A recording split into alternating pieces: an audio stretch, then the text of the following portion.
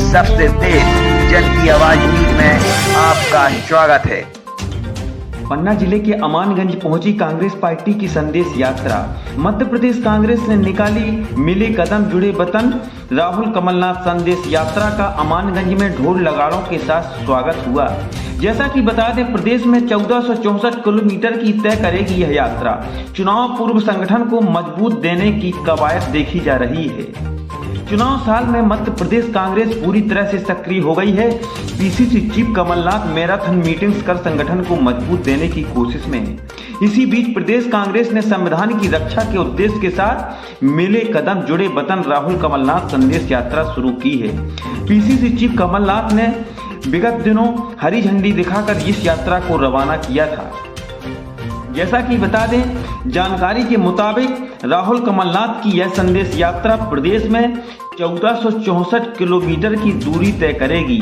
हाँ जी, 1400 किलोमीटर की दूरी। इस यात्रा के जरिए कांग्रेस राज्य सरकार की नाकामी और पार्टी की विचारधारा को जनता तक पहुंचाएगी। हम एक बार फिर बता दें कि विगत दिनों पीसीसी चीफ कमलनाथ ने श्यामला हिल्स में यात्रा को हरी झंडी दिखाकर रवाना किया था। पिछड़ा वर्ग विभाग के प्रदेश कार्यकारी अध्यक्ष पवन कुमार पटेल के नेतृत्व में यह यात्रा निकाली जा रही है। उसी तारतम्य में पन्ना जिले के अमानगंज यह यात्रा पहुंची। पीसीसी चीफ ने भोपाल से इस यात्रा को रवाना करते हुए कहा था कि राहुल गांधी की भारत जोड़ो यात्रा के तर्ज पर यह यात्रा निकाली जा रही है। इस यात्रा का उद्देश्य संविधान की रक्षा, देश में बढ़ रही भुखमरी, महंगाई, किसान बेरोजगारी जैसे जनहित के मुद्दों को उठाना है। यह यात्रा पूरे मध्य प्रदेश में निकाली जाएगी। यात्रा के इंचार्ज पवन कुमार पटेल ने बताया कि इस यात्रा के दौरान नुक्कड़ सभा, जनसंपर्क, गांधी चौपाल, हाथ से हाथ जोड़ो अभियान, ओबीसी, एससी, एसटी समाज के प्रतिनिधियों के साथ संवाद, पदाधिकारियों के साथ बैठक, छात्रावास, अस्पताल में मुलाकात आदि होंगे। 1464 किलोमीटर की ये यात्रा भोपाल से शुरू होकर रायसेन, नरसिंहपुर, दमोह, पन्ना आदि जिलों होकर संपूर्ण प्रदेश में जाएगी। यह यात्रा आज पन्ना जिले के अमानगंज पहुंची, जहां कार्यकर्ताओं ने यात्रा का तथा प्रभारी पवन कुमार पटेल का फूलमाला, रंगोली, ढोल नगाड़ों के साथ स्वागत किया। इसके बाद कांग्रेस के युवा नेता सजल ताम्रकार के यहाँ उनका भव्य स्वागत हुआ। सभी पदाधिकारियों ने सजल ताम्रकार के यहाँ स्वल्पाहार किया। उनके साथ में भभूत सिंह ब्लॉक अध्यक्ष, दिनेश पांडे विधायक प्रतिनिधि, प्रहलाद दुबे विधायक प्रतिनिधि, भूपेंद्र राजा प्रदेश के नेता, राधा रानी चौधरी पार्षद, श्रद्धा दुबे समाज कल्याण प्रकोष्ठ की जिलाध्यक्ष, धूराम चौधरी, संतोष सोनी पार्षद वार्ड क्रमांक 13 के पति, सेवालाल पटेल, कन्हैया ताम्रकार, अंकित ताम्रकार, सौरभ सोनी, स्वतंत्र ताम्रकार, पीयूष राजा, कांग्रेस के वरिष्ठ नेता यादवेंद्र पांडे, विकास दुबे तथा दयाराम पटेल, ब्लॉक अध्यक्ष ओबीसी, राम बहादुर पटेल, जिला अध्यक्ष ओबीसी, तमाम कार्यकर्ता इस यात्रा में शामिल रहे। पन्ना से राजदीप गोस्वामी की रिपोर्ट। चैनल को सब्सक्राइब जरूर करें। बता दें कि कांग्रेस के नेता पवन पटेल से हमारे न्यूज चैनल ने बेवफाक सवाल दागे। पूछा कि अमानगंज क्षेत्र में जेके कंपनी के द्वारा किसानों के साथ अन्याय, उचित मुआवजा न देना तथा विपक्ष की भूमिका के बारे में भी उनसे सवाल पूछे। आइए हम सुनाते हैं कि क्या बात की हमारे न्यूज चैनल ने।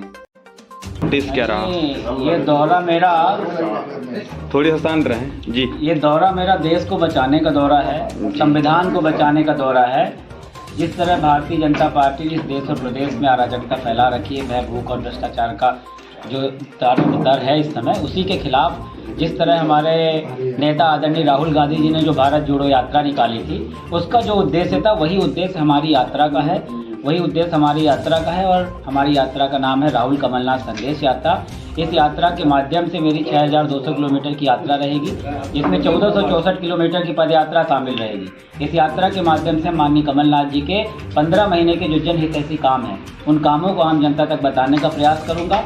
और मेरा ये प्रयास सिर्फ इसलिए नहीं है कि मैं कांग्रेस पार्टी का छोटा सा कार्यकर्ता हूँ, बल्कि हमारा प्रयास इसलिए है कि मैं इस देश का निवासी हूँ, मैं इस देश का भला चाहता हूँ, संविधान का भला चाहता हूँ, किसान का भला चाहता हूँ, नौजवान का भला चाहता हूँ। इसीलिए मैं सब पूरी जनता से अपील करता हूँ कि वो भी एक सैनिक की भूमिका में नजर आएँ, क्योंकि हमें देश बचाना है, संविधान बचाना है। पन्ना कलेक्टर ने 25 साल तक बीजेपी बने रहने की बात कही थी एक खुले मन से। विकास यात्रा के दौरान, उस विषय पे आप क्या कहेंगे? देखिए, विषय में अब आम आदमी जग जाहिर हो चुका है। ये जिस तरह सत्ता का दुरुपयोग करते हैं भारतीय जनता पार्टी के, उसी के एक परिणित है। अब ये लोग इतना इनके सर पे चढ़कर बोल रहा है कि अब आप खुद सोचिए कि सार्वजनिक मंचों से करने लगे कलेक्टर, तो इसी तरह जब वो एक कलेक्टर इस तरह कर रहा, वो कलेक्टर कितना निष्पक्ष चुनाव कराएगा? अपने आप सोचने वाली बात है। जो ईवीएम की बातें आती हैं, हम बताते हैं तो बोलते हैं कांग्रेस ऐसा करती है। जो कलेक्टर इतना निष्पक्ष नहीं है, अभी विकास यात्रा में उनका एजेंट बन के काम कर रहा है, तो निष्पक्ष चुनाव ऐसा कलेक्टर कैसे करा सकता है? अभी तक कलेक्टर को लाइन हाजिर या सस्पेंड या बोलना चाहिए, विरोध जिस तरीके से होना चाहिए, क्या कांग्रेस पार्टी का विरोध इतना अच्छा नहीं था कि कलेक्टर को अभी तक जिले से नहीं हटवा पाए? कांग्रेस पार्टी आम जनता की आवाज़ उठाने का लगातार प्रयास करती आ रही है। कांग्रेस पार्टी हमेशा संवैधानिक तरीके से काम करती है। कांग्रेस पार्टी बाबा साहब भीमराव अम्बेडकर के संविधान पर विश्वास रखती है और उसी के हिसाब से काम करती है। अब जनता जाग चुकी है।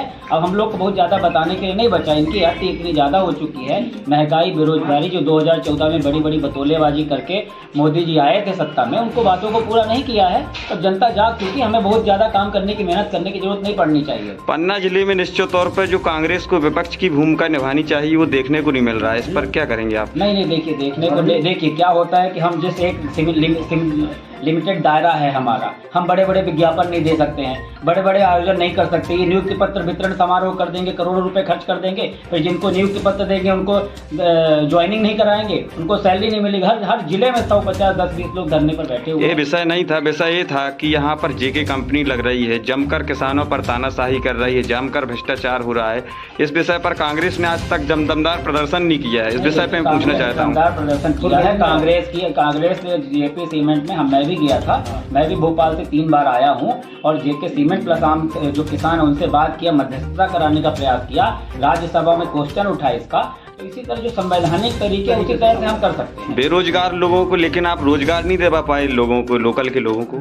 नहीं, तो हम कांग्रेस सरकार ने बोला था कि हम 70% रोजगार स्थानीय लोगों को देंगे। अब भारतीय जनता पार्टी पूंजीपतियों की पार्टी, पूंजीपतियों के हिसाब से करती है। तो विपक्ष के बतौर विपक्ष के विरोध करना तो बनता था अपन को। नहीं, तो संवैधानिक तरीके से विरोध कर रहे हैं। हमारी जो इकाई है सबने विरोध किया, कमलनाथ जी ने उस समय विरोध किया, कमलनाथ जी ने बात की। अब हम डंडा लेके नहीं कर सकते विरोध, क्योंकि भारतीय जनता पार्टी जिस तरह से तानाशाही, गादीवादी तरीके से और जो बाबा साहब भीमराव अम्बेडकर के संविधान के हिसाब से काम कर रहे हैं, विरोध कर रहे हैं।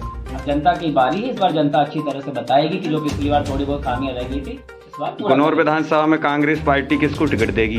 कांग्रेस पार्टी उसको टिकट देगी जो आम जनता की लड़ाई लड़ रहा है, जो आम जनता की आवाज उठा रहा है, जो आम जनता का प्रत्याशी, वही कांग्रेस पार्टी का प्रत्याशी रहेगा। धन्यवाद।